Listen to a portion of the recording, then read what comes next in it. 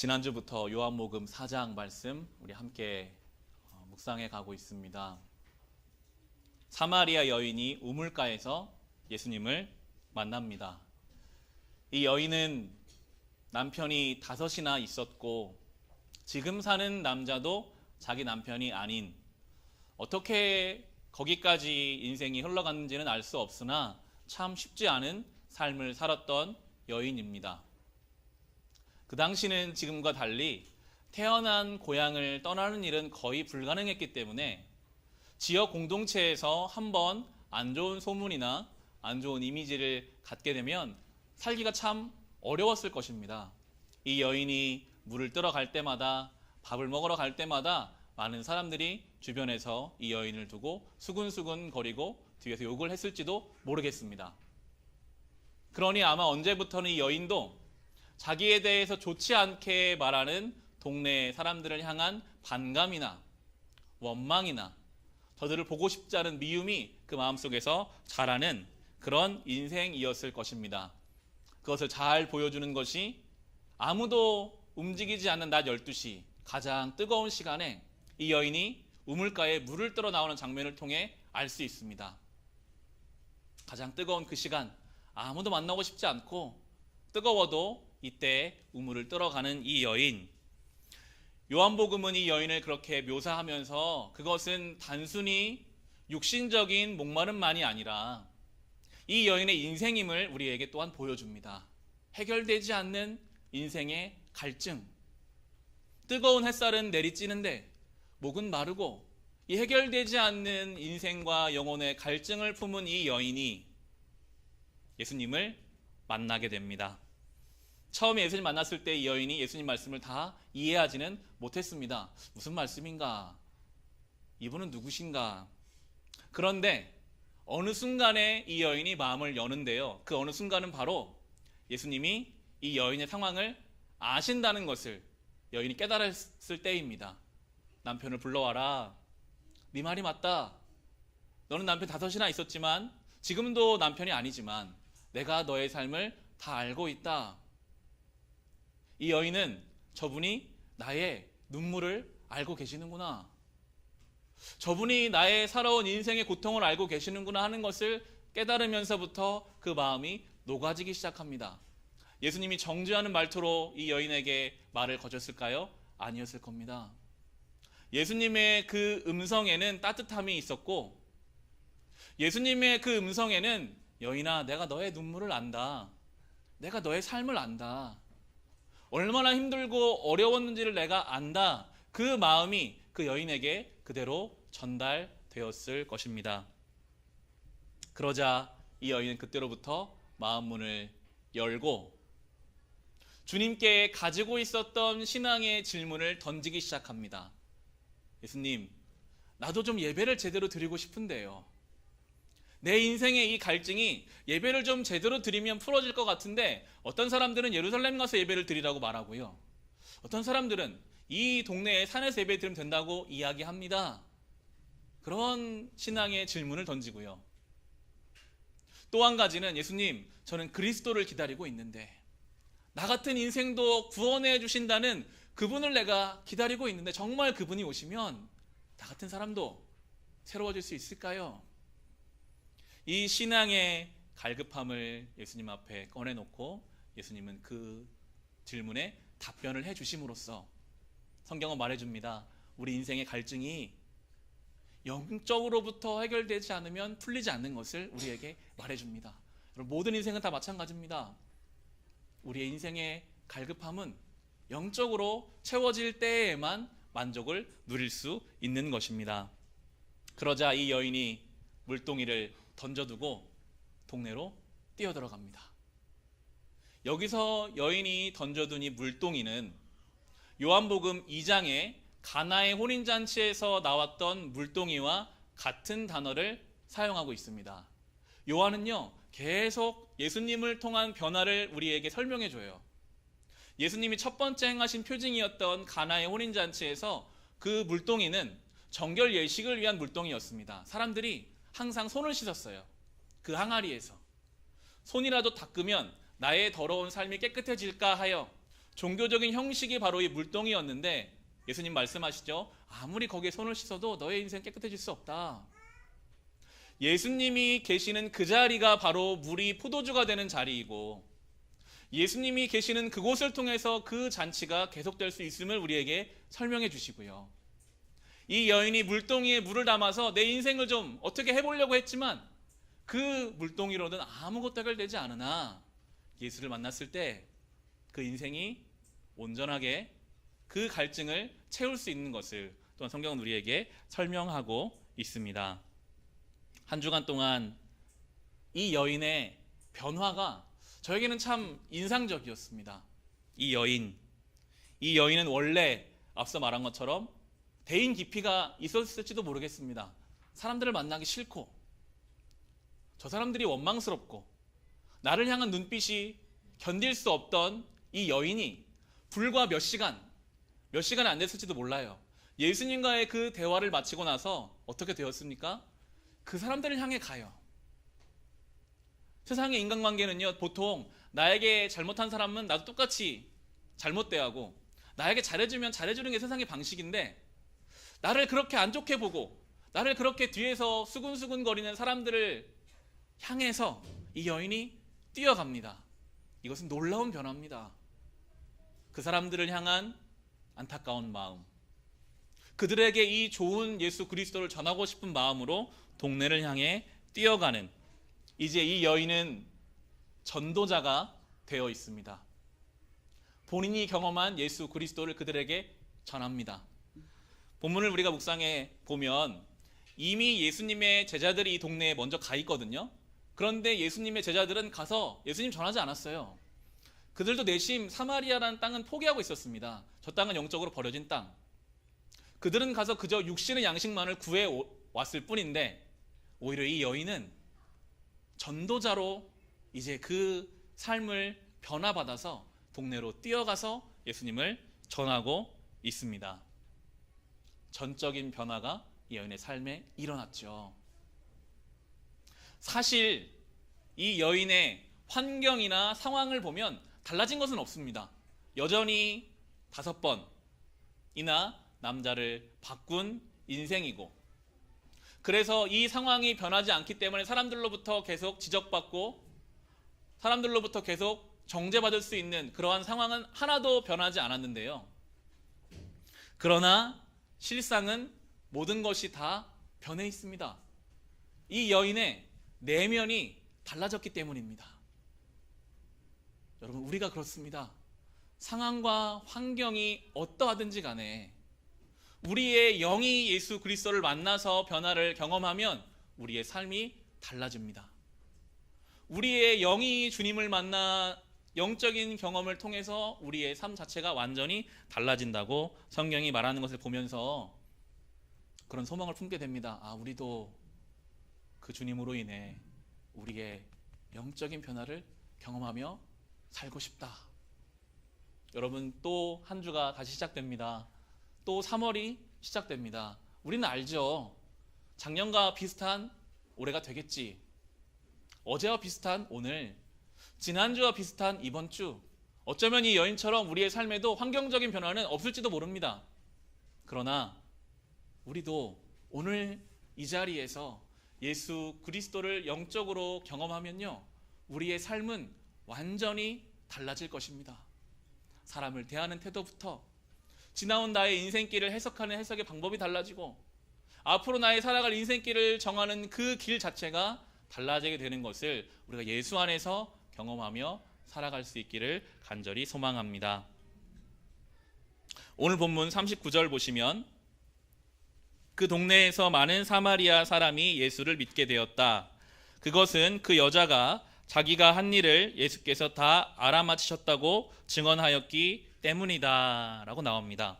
이 여인은 어떻게 전도했습니까? 본인이 경험한 대로만 말했어요. 예수님은 나를 아시더라. 그분이 나를 아셨다. 자기의 삶을 다 알고 계셨다라는 것을 전했습니다. 우리가 경험한 것을 전하게 되어 있습니다. 우리가 만난 예수님, 이 여인이 예수님에 대해서 깊이 알지는 못했어요. 그러나 본인이 경험하고 알고 있는 주님에 대해서 이야기했고 그로 인해서도 사람들이 주님께로 돌아오게 되었다라고 나옵니다. 우리의 신앙은 늘 통로가 돼야 합니다. 우리의 신앙이 결코 종착지가 될 수 없습니다. 살아있는 신앙은요, 생명이 있는 신앙은 반드시 흘러갑니다. 오늘 이 여인을 통해 온 사마리아에 주님의 복음이 흘러간 것처럼 우리가 영적으로 살면 자연스럽게 우리의 가정이 영적으로 살아납니다. 우리가 영적인 능력 가운데, 생명 가운데 있으면 자연스럽게 우리 일상 가운데 이 은혜가 흘러가는 것입니다. 이 한 달을 시작하실 때 은혜의 통로로 살아갑시다. 생명의 통로로 살아가시기를 바랍니다. 이어지는 40절부터 우리 42절 말씀, 이 말씀 같이 한번 읽어보겠습니다. 사마리아 사람들이 예수께 와서 자기들과 함께 머무시기를 청하므로 예수께서는 이틀 동안 거기에 머무르셨다. 그래서 더 많은 사람들이 예수의 말씀을 듣고서 믿게 되었다. 그들은 그 여자에게 말하였다. 우리가 믿는 것은 이제 당신의 말 때문만은 아니요, 우리가 그 말씀을 직접 들어보고 이분이 참으로 세상의 구주이심을 알았기 때문이요. 아멘. 사마리아 사람들이 예수님을 붙잡았습니다. 예수님, 저희와 좀 함께 있어주세요. 이틀 동안 예수님이 사마리아에 거하셨습니다. 이틀간 뭘 하셨을까요? 아마 우리에게 익숙한 부흥회 같은 것을 했을 것 같아요. 모여서 말씀 듣고 밥 먹고 또 예수님 말씀을 듣고 하나님 나라가 무엇인지, 복음이 무엇인지, 하나님 어떤 분이신지 예수님을 통해서 들었고요. 그리고 나서 본문에 나오죠. 41절에도 많은 사람들이 예수님의 말씀을 듣고서 믿게 되었다라고 나오고요. 42절에도 우리가 그 말씀을 직접 들어보고 이분이 참으로 세상의 구주이심을 알았기 때문이요 라고 하면서 요한복음은 계속 반복합니다. 예수님의 말씀을 들었을 때 그때 믿음이 생기는 것이라고 우리에게 설명하고 있습니다. 요한은요, 이미 1장에서 예수님을 정의할 때 말씀이 육신이 되어 우리 가운데 오신 분이 예수님이라고 설명했어요. 말씀이 우리 같은 육신을 입고 오시면 그분이 예수님이다. 오늘 본문에서도 말씀이 들려져야 그때 믿음이 생긴다. 로마서 10장 17절 이렇게 나옵니다. 믿음은 들음에서 나며 들음은 그리스도의 말씀으로 말미암았느니라 라고 성경은 우리에게 하나님의 말씀을 통해서만 우리의 믿음이 생긴다라고 가르쳐 주고 계십니다. 우리가 아무리 교회 출석을 빠지지 않고 하고 우리 나름대로의 종교 생활을 해간다 할지라도 주의 말씀이 우리에게 들리지 않으면 믿음은 생겨날 수 없습니다. 우리가 믿고 싶은 대로 믿게 돼요. 말씀이 없는데 계속해서 나의 이 종교 생활이 지속되다 보면 어느 순간부터는 하나님께로부터 오는 믿음이 아니라 내가 믿고 싶은 믿음, 내가 하나님을 만들고 그 하나님을 내 마음대로 섬겨가게 될 수밖에 없는 것입니다. 성경은 우리에게 분명하게 말씀하고 계십니다. 예수님의 말씀을 듣고서 그리고 믿음이 생기는 것이다. 그래서 우리 교회도 날마다 성경을 읽어가고 있죠. 작년에도 성경 일독을 함께 했고 올해도 1월 1일부터 창세기부터 하루에 3장씩 성경을 읽어나가고 있습니다. 어제 저희 집에 저희 아내 친구들이 몇 명 이렇게 왔어요. 점심 식사를 같이 했는데요. 한 친구가 21개월 된 아들을 데리고 같이 이제 왔습니다. 그 중에는 결혼 안 한 친구도 있고 아들을 데려온 친구도 있고 저희도 있고 했는데요. 식사를 하는데 아들이 없는, 자녀가 없는 경우는 자연스럽게 식사를 먹죠. 맛있게 여러 음식을 시켜놓고 먹었는데 아들이 있는 이 두 부부는 자기가 먹는 것보다 어떻게 하면 이 아들에게 밥을 한 숟갈이라도 더 먹일 수 있을까 여기에 마음을 쓰고 계시더라고요.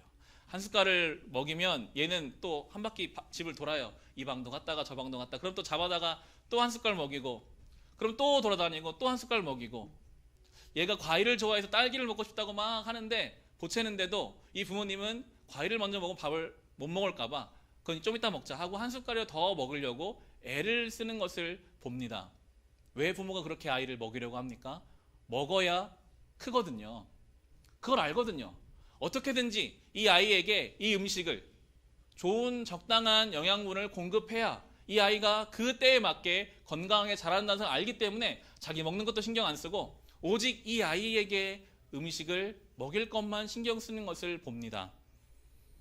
육신의 부모도 자기 자녀가 때에 맞게 자라게 하기 위해서 음식을 먹이는데 이렇게 힘을 쓰는데 그런 생각이 들더라고요. 하나님이 성도된 우리가 하나님의 말씀을 먹고 건강하게 자라기를 얼마나 원하실까? 성도들이 자기 마음대로 신앙생활하는 것이 아니라 하나님의 이 말씀을 제대로 먹고 제대로 그 말씀 가운데 성장하는 신앙을 보기 원하시는 하나님. 그 관점으로 성경을 보면요, 수많은 곳에 하나님의 그 마음들이 들어가 있는 것을 알 수 있습니다. 성경 통독 우리 민수기 이제 어제부터 시작했는데요. 백성의 숫자를 센다 해서 민수기입니다. 초반부에 한번 숫자를 세고 민수기 후반부에 한 번 더 백성 숫자를 세서 민수기인데, 민수기 2장 2절에 보면 이런 말씀이 있습니다. 이스라엘 자손이 진을 칠 때에는 회막을 중심으로 하여 그 둘레에 진을 치되라고 말씀이 나옵니다. 민수기는 40년 동안 광야 이야기예요. 광야에 집이 없습니다. 계속 이동생활을 해야 되니까 텐트를 다 들고 다녔어요. 하나님의 구름기둥과 불기둥이 가면 따라가다가 멈추면 여기에 텐트를 쫙 칩니다. 그러다가 또 구름기둥이 움직이면 다 걷어서 움직이는 광야 생활인데요. 천막을 치는 방식이 딱 설명됩니다. 뭐라고 나오는가? 회막을 중심으로, 성막을 중심으로, 그 성막의 중심에는 하나님의 언약궤, 말씀이 있습니다. 이 민수기의 광야 40년은 우리의 인생을 뜻합니다. 광야 같은 인생길을 우리가 이렇게 날마다 살아가야 하는데 어떻게 사는 것이 성도인가? 말씀을 중심으로 사는 게 성도라는 거예요.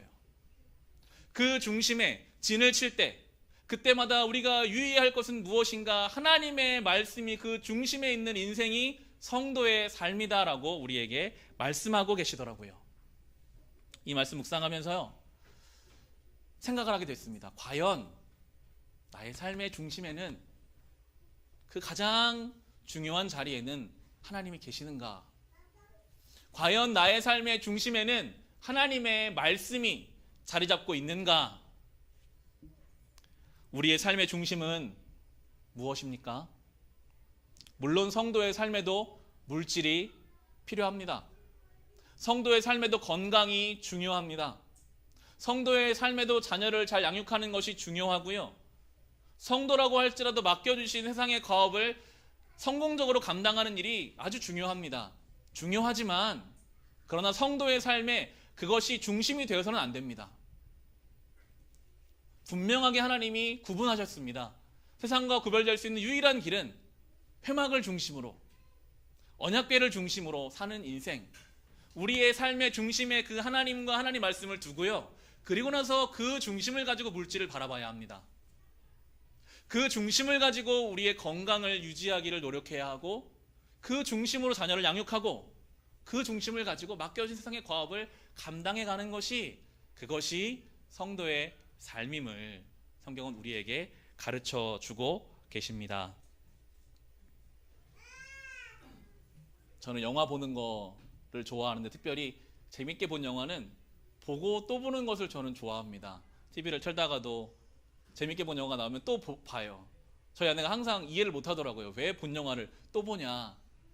그런데 영화를 보고 또 보면 안 보이던 것이 보이더라고요. 한 번 더 보면 감독이 이래서 저런 대사를 썼겠구나라고, 마치 영화 평론가가 된 것처럼 한 번 더 볼 때 저때 저 옷을 입은 이유, 이런 음악이 나오는 이유, 이러한 배경이 나오는, 이러한 색깔이 쓰이는 이유를 영화를 한 번 보고 두 번 보고 세 번 볼 때마다 하나씩 찾아내는 재미가 있습니다.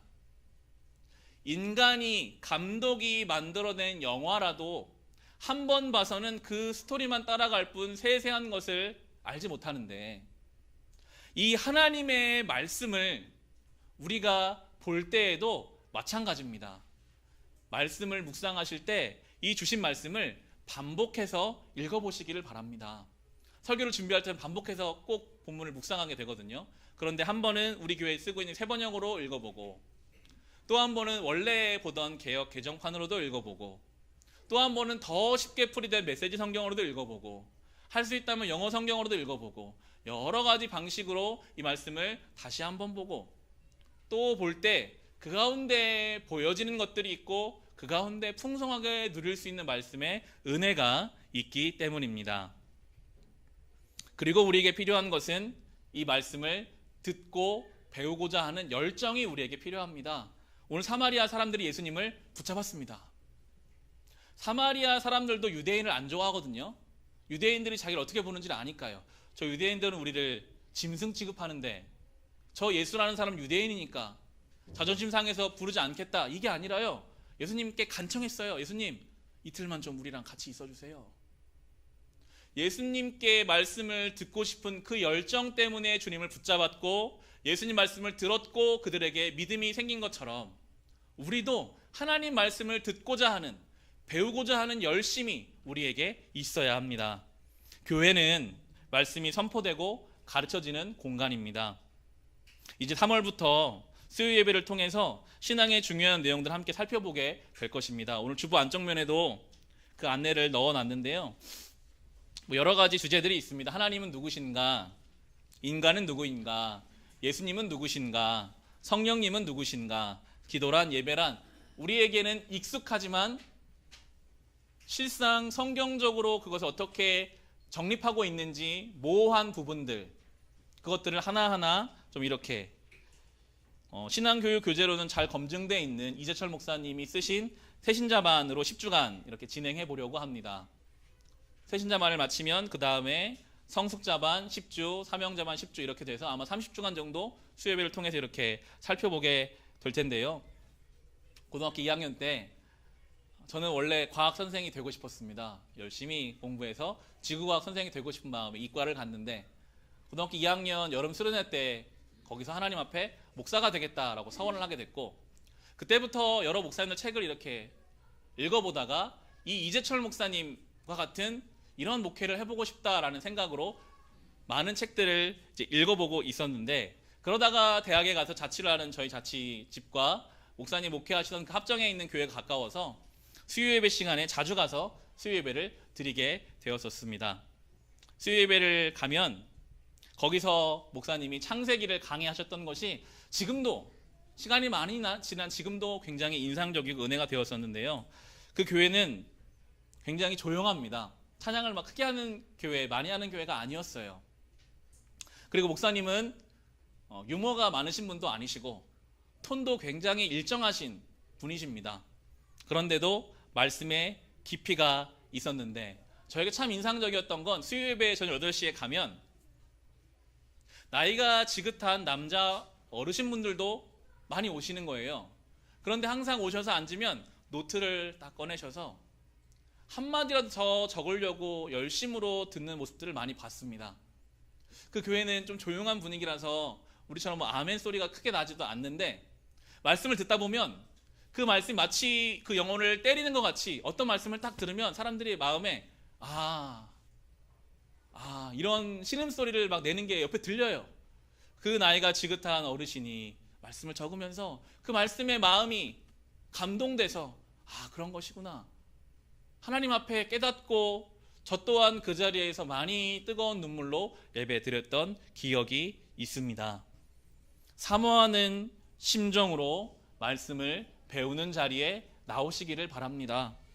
오늘 이 사마리아 사람들이 예수님을 붙잡아 그 말씀을 듣고 믿음이 생겼던 것처럼 우리도 주님의 말씀 앞에 나아가기를 힘써야 합니다. 오늘 설교의 제목을 예수님 말씀을이라고 정해봤고요. 지금까지 계속해서 말씀 중심으로 삽시다, 말씀을 배웁시다, 말씀을 알아갑시다라고 했는데 정작 그 말씀의 내용은 무엇일까요? 여러분이 붙잡고 살고 계시는 하나님의 말씀이 있으십니까? 지금도 눈을 감으면 내 귓가에 쟁쟁하게 들리는 것 같은 주님의 그 음성이 있으십니까?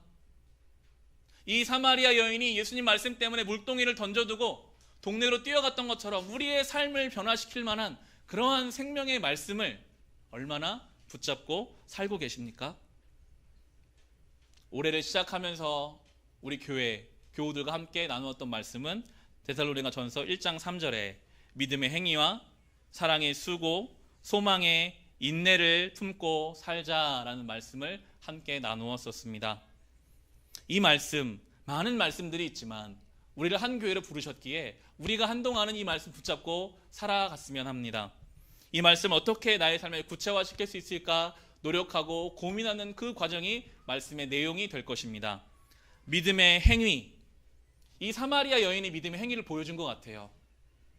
예수를 만나기 전에는 세상 사람들을 보는 관점이 똑같이 악을 갚고 선으로 선을 갚는 그런 관계였다면 예수를 만나고 나니까요, 나에게 악과 미움으로 오는 사람들에게도 좋은 것으로 갚아줄 수 있는 믿음의 행위가 이 여인에게 있었어요. 물동이를 던져두고 그들을 향해 뛰어갈 수 있는 그 행위가 이 여인에게 있었습니다. 우리가 정말 예수를 믿는 사람이라면 믿는 사람답게 말해야 합니다. 정말 창조주 하나님을 신뢰하는 사람이라면 그 하나님을 믿는 사람답게 염려와 근심 앞에서 평안함과 감사로 이겨낼 수 있어야 합니다. 그것이 믿는 사람의 행위니까요. 정말 우리에게 믿음이 있다면 그 믿음이 합당한 행위로 우리는 살아야 하겠습니다. 그리고 사랑의 수고죠. 연초에 사랑의 수고를 이야기하고 나서 많은 성도들로부터 이야기를 듣습니다. 목사님, 사랑의 수고해야 된다는 건 동의하지만 어렵습니다. 사랑의 수고를 해도 사람들이 몰라주고요. 사랑의 수고를 하면 오히려 그것을 이용하려 듭니다. 예수님이 그러셨어요. 몰랐어요, 사람들이. 예수님이 얼마나 우리 사랑하셨는지. 그걸 이용했고요, 배신했습니다. 그래도 그 사랑의 수고를 감당하셨고 하나님의 영광이 드러났던 것처럼 그럼에도 사랑의 수고를 합시다. 여러분의 가정에서, 여러분의 일상에서 하나님 나라를 위해서 기쁨으로 사랑의 수고를 감당하시고 특별히 사랑이 부족할 때 그 사랑을 구하십시오. 주님, 내가 사랑으로 수고하고 싶은데 내 안에 사랑이 없어요. 나는 마음이 작아요. 사랑을 부어주세요. 그렇게 구할 때 우리는 위로부터 주시는 사랑으로 수고함을 기쁨으로 감당하게 될 것입니다. 마지막으로 소망의 인내입니다. 소망하는 바가 있으시다면 인내하십시오. 주님께서 나의 삶에 갖고 계신 그 계획이 이루어지기를 소망하는 자는 때로 눈물로 기도에 인내의 시간을 보내야 합니다. 하나님의 때가 있음을 믿고 기다려야 합니다. 견뎌야 합니다. 버텨야 합니다. 소망의 인내를 이루어 가시기를 바랍니다. 믿음의 행위와 사랑의 수고, 소망의 인내를 우리 삶 속에서 구체적으로 적용하며 살아가시기를 바랍니다. 오늘 이 여인과 사마리아 사람들이 예수님을 만났고 예수님 말씀을 들었고 그 말씀으로 믿음을 가졌던 것처럼 우리도 주의 말씀을 듣고 믿음을 가지고 살아갑시다. 주의 말씀 반복해서 가까이 듣고 말씀 배우기를 힘쓰고 말씀 중심으로 살아갈 때에 그 말씀이 우리의 삶을 살리는 것을 경험하시는 저와 여러분이 될 수 있기를 주님의 이름으로 축원합니다. 주신 말씀을 가지고